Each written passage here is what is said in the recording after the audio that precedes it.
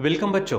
हमारा motion in plane ये chapter चल रहा है और आज हम देखने वाले हैं यहाँ पर equations of motion in a plane. ठीक है, यानी किसी प्लेन में अगर बॉडी मूव होती है तो उसके जो इक्वेशंस है, जैसे काइनेमेटिकल इक्वेशन ऑलरेडी हम देख चुके हैं, वही हमको यहाँ पर, लेकिन वो कहा किसके लिए देखे थे हमने, रेक्टिलिनियर मोशन के लिए। अब रेक्टिलिनियर मोशन का मतलब क्या है, motion along the straight line. ठीक है, अब हम क्या करेंगे, यही इक्वेशंस जो काइनेमेटिकल इक्वेशंस है वो हम देखेंगे प्लेन के लिए। ठीक है, यानी आज की हमारे जो हेडिंग है ये है equations of motion in the plane. ठीक है, अब बच्चों क्या करो कि कंसीडर करो कि कोई एक आधी बॉडी है जो क्या कर रही है, एक्स वाई प्लेन में मूव हो रही है। ठीक है, यानी consider a body moving in X Y plane. ठीक है, अगर मान लीजिए कि मैं यहाँ पे प्लेन अगर बताना चाहूँ तो आप इस तरह से यहाँ पे बता सकते हो, ये हमारे पास में एक्स वाई प्लेन है। ठीक है, ये समझो कि हमारे पास एक्स है, ये वाई है, और कोई बॉडी यहाँ से इधर ऐसी क्या हो रही है, मूव हो रही है समझो। ठीक है, तो अगर मान लेते कि यहाँ पर हम क्या करते कि उसके इनिशियल उसका एक्सेलरेशन कांस्टेंट है, ये ध्यान में रखना। यानी क्या बोलेंगे, consider a body moving in X Y plane with constant acceleration. उसका एक्सेलरेशन कैसा है, कांस्टेंट है। ठीक है, कुछ चीज़ें ले लेते हैं हम। यहाँ पर हमारे पास है लेट, क्या बोलेंगे हम, लेट यू जो है ये हमारी इनिशियल वेलोसिटी है। ये हमारी क्या है, initial velocity. Initial velocity at time t is equal to zero. Time t is equal to क्या, जीरो। और v ले लेते हम, समझो ये u है, ये v। ठीक है, ये हमारे पास है वेलोसिटी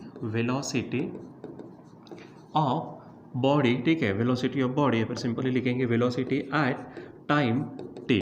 टाइम t के ऊपर में, क्योंकि कुछ समय बाद उसकी वेलोसिटी क्या है समझो, v है। ठीक है, अब क्योंकि हमने स्टार्टिंग में कह लिया क्या कि यहाँ पर एक्सेलरेशन क्या है, कांस्टेंट है। अगर एक्सेलरेशन कांस्टेंट है यानी क्या बोलेंगे, एज एक्सेलरेशन इज कांस्टेंट। ठीक है, एक्सेलरेशन क्या है यहाँ पर हमारे पास, कांस्टेंट है। ठीक है, सो इसके लिए ध्यान में रखना, एक्सेलरेशन अगर कांस्टेंट है तो एवरेज एक्सेलरेशन और इंस्टेंटेनियस एक्सेलरेशन दोनों सेम रहते। ठीक है, यानी क्या बोलेंगे, क्या कहेंगे हम यहाँ पे, एवरेज एक्सेलरेशन यानी acceleration average and acceleration instant. ठीक है, यहाँ पर मैं लगा देता हूँ। ठीक है, तो दोनों के दोनों क्या रहेंगे हमारे, आर इक्वल। ठीक है, तो आप चाहे वो इंस्टेंटेनियस निकालो या फिर एवरेज निकालो, एक ही बात होगी। ठीक है, यहाँ पर हम क्या करते हैं, इसको निकालते। तो acceleration, average acceleration is given by, ठीक है, क्या बोलेंगे हम, average acceleration is given by क्या बोलेंगे, एक्सेलरेशन एवरेज। ठीक है, इज इक्वल टू क्या, delta we by delta T. ये हमारे पास फार्मूला है। ठीक है, अब इसका मतलब क्या हो जाएगा हमारे पास में, v2 minus v1 upon t2 minus t1। ठीक है, अगर v2 को है कंपोनेंट्स के फॉर्म में लिखने हैं तो आप लिख सकते v2x माइनस, ठीक है, यहाँ पर होगा v1x। ठीक है, साथ में i लगा दो। ठीक है, कंपोनेंट्स के फॉर्म में ये t2 माइनस t1। ठीक है, प्लस यहाँ पर क्या होगा, यहाँ पर हमारे पास लिखेंगे हम v2y माइनस v1y j। ठीक है, और अपॉन टाइम लिख लो आप t2 माइनस t1। ठीक है, यहाँ पर ये। अब अगर ये देखो तो ये हमारे पास में क्या हो जाएगा, एवरेज एक्सेलरेशन। ठीक है, यानी आप उसको, ये ऑलरेडी हमारा हो चुका है। ठीक है, तो यहाँ पर हम क्या बोलेंगे, ये हमारा कंपोनेंट के फॉर्म में, यानी क्या हो जाएगा, ये ए एवरेज x। ठीक है, यहाँ पर ए एवरेज वाई जे। ठीक है, इस तरह से लिखेंगे। फाइनली यहाँ से आप चेक करो। ठीक है, तो क्या है कि acceleration average is equal to v2 यानी क्या है, वेलोसिटी एट टाइम t। तो वेलोसिटी एट टाइम t क्या है हमारे पास में, ये है v माइनस v1 क्या है, वेलोसिटी। ठीक है, velocity, initial velocity at time t is equal to zero. तो यहाँ पर ये नजर आएंगे आपको कितना है, u। ठीक है, अपॉन t2 यानी क्या, नेक्स्ट टाइम। ठीक है, तो नेक्स्ट टाइम खुद कौन है हमारे पास, t, और इनिशियल टाइम हमने हमारे पास में क्या है, t1। तो शुरुआत हो रही है इसलिए वहाँ पर जीरो लेते। अब इसको थोड़ा सॉल्व अगर कर लेते तो क्या हो जाएगा, v माइनस u। ठीक है, velocity upon t minus zero क्या हो जाएगा, t। ठीक है, अब यहाँ पर अगर आप क्या करते हो, क्रॉस मल्टीप्लिकेशन करते हो तो क्या हो जाएगा, यहाँ पर एवरेज एक्सेलरेशन इनटू t। ठीक है, इज इक्वल टू यहाँ पर होगा v माइनस u। ठीक है, अब इसको आगे सॉल्व करो तो क्या हो जाएगा, v को अकेला कर दो तो v इज इक्वल टू क्या होगा, u प्लस एवरेज एक्सेलरेशन, या फिर आप सिंपली ए और टी आप लिख सकते हैं, आपने एवरेज शब्द नहीं डाला तो भी चलेगा, क्योंकि यहाँ पर एवरेज बोलो या फिर इंस्टेंटेनियस वेलोसिटी बोलो या फिर एक्सेलरेशन बोलो, वो दोनों सेम रहेगा, ठीक है। तो यहाँ पर आप डायरेक्ट ये लिख सकते हो, और यही हमारा क्या हो जाएगा, पहला इक्वेशन है। यही हमारे पास क्या है, फर्स्ट इक्वेशन, कौन सा, कि v is equal to u plus a t, हम ये देख चुके हैं, ठीक है। ऑलरेडी अब इसको अगर मान लीजिए कि कंपोनेंट्स के फॉर्म में लिखेंगे, तो कंपोनेंट्स के फॉर्म में कैसा लिखेंगे, यानी इन एक्स वाई कंपोनेंट, क्या बोलेंगे, इन एक्स वाई कंपोनेंट्स, इन एक्स वाई कंपोनेंट्स, ठीक है। तो यहाँ पर लिखेंगे वी एक्स, ठीक है, V x is equal to, यहाँ पर क्या हो जाएगा हमारे पास में, ये होगा u x plus a x t, ठीक है, और दूसरा v y is equal to, यहाँ पर हो जाएगा यू वाई प्लस ये होगा ए वाई इंटू टी, ठीक है।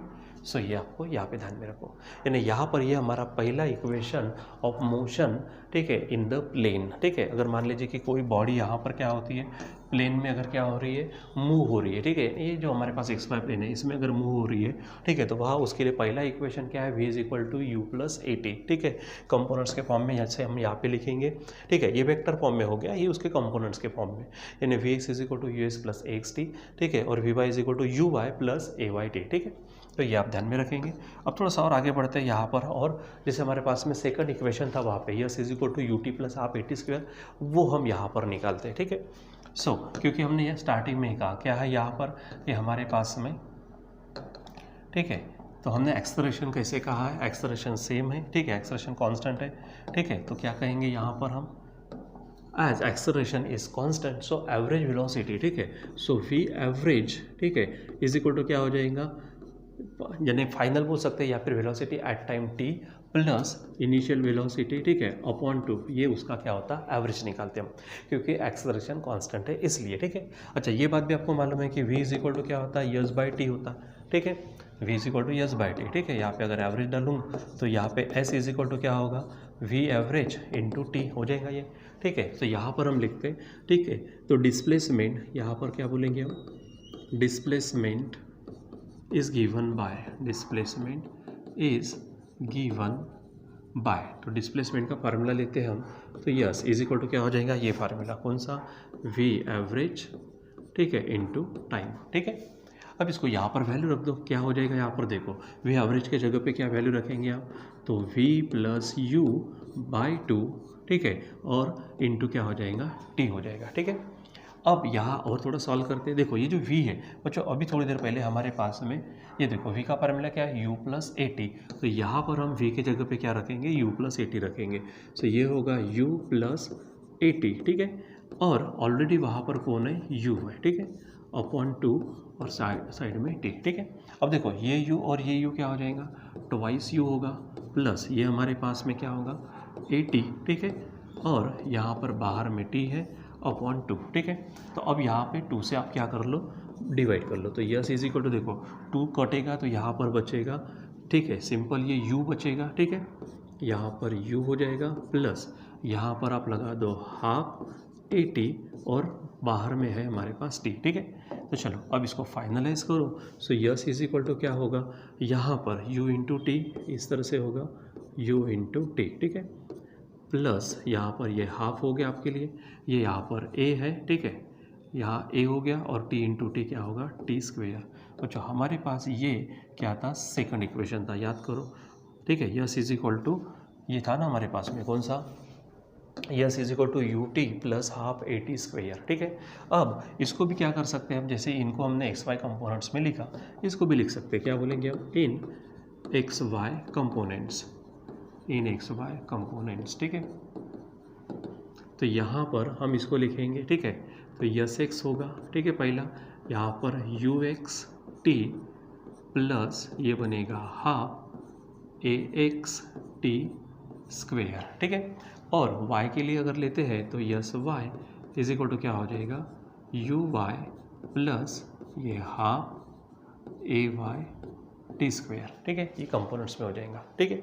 अब यहाँ पर अगर हम कंपोनेंट्स के यहाँ पे चेक करो v x is equal to, तो इसमें हमारे पास में कंप्लीट एक्स वाले कंपोनेंट्स है, कंप्लीट वाई वाले कंपोनेंट्स है, यहाँ भी कंप्लीट एक्स वाले कंपोनेंट, कंप्लीट एक्स वाई वाले कंपोनेंट। अगर मान लीजिए कि हम क्या करते हैं कि एक्स के ऊपर अगर लेते तो वहाँ पर पूरा का पूरा किससे कंट्रोल होता है, वो मोशन एक्स कंपोनेंट से, ठीक है। और अगर वाई के ऊपर जाती है तो वाई के ऊपर में, ठीक है। तो ये हमारे पास में क्या है, मोशन इन प्लेन, उसके लिए कुछ इक्वेशंस, ठीक है। सो ये v is equal to u plus a t उसके कंपोनेंट फॉर्म में, और s is equal to u t plus half a t square और उसके ये कंपोनेंट्स फॉर्म में, ठीक है। ये ध्यान में रखो, ठीक है। चलो अब जैसे बच्चों हमारे पास में यहाँ पर, और जैसे हम आगे बढ़ते हैं, सो यहाँ आप अगर देखते हो तो हमने रिलेटिव वेलोसिटी देखी हुई है, ठीक है। क्या देखा था हमने, रिलेटिव वेलोसिटी। अब relative velocity of the bodies in motion in plane, ठीक है। क्या बोलेंगे हम यहाँ पर, रिलेटिव वेलोसिटी, ठीक है। तो यहाँ हम लेंगे थोड़ा, एक छोटा सा कंसेप्ट है उसको देखते हैं यहाँ पर हम, ठीक है। सो क्या है हमारे पास, relative velocity, relative velocity, relative velocity of bodies, ठीक है, ऑफ बॉडीज, ठीक है, bodies in motion in the plane, in the plane, ठीक है। अब क्या करो कि दो बॉडी कंसीडर कर लो, ठीक है। यानी क्या बोलेंगे यहाँ पर हम, कंसीडर टू बॉडीज, जिसको नाम दे देते body A and body B, ठीक है। मान लीजिए कि हमारे पास दो बॉडीज़ है, बॉडी ए है और बॉडी बी है, ठीक है। इनकी रिलेटिव वेलोसिटी हमको देखनी है, ऑलरेडी हम ये देख चुके हैं, ऑलरेडी हमारे पास जो फार्मूला है वही फार्मूला यहाँ पर लेने वाले, जैसे वी ए बी, ठीक है। तो यहाँ पर आप चेक करो तो क्या था, वो v A minus we B था, ठीक है। तो बस यहीं पे वो फार्मूले हम यहाँ पर डायरेक्ट लेने वाले, बस यहाँ पर होने वाला क्या है, ठीक है। सो वो अलोंग द स्ट्रेट लाइन था, ठीक है। अब यहाँ पर ये क्या है, हमारे प्लेन में है, ठीक। यानी क्या बोलेंगे, consider two bodies A and B in motion in the plane, ठीक है। वहाँ पर हम उसकी वेलोसिटी लेंगे, ठीक है। तो लेट वी ए क्या है, वेलोसिटी ऑफ बॉडी ए, ठीक है, velocity of body A, velocity of body A, ठीक है, बॉडी ए की वेलोसिटी, ठीक है। वी बी क्या है हमारे पास, तो velocity, velocity of body B, ठीक है। ये हो गई सेपरेट सेपरेट।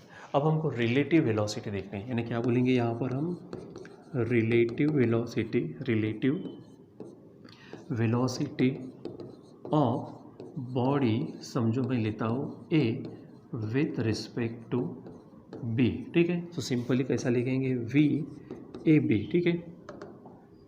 यहाँ पर लिखेंगे वी ए बी, ठीक है। तो फार्मूला वही होगा हमारा, v A minus we B, ठीक है। ये ध्यान में रखो आप। तो हमारा जो फार्मूला था पहले में, वही फार्मूला यहाँ पर हम लगाएंगे।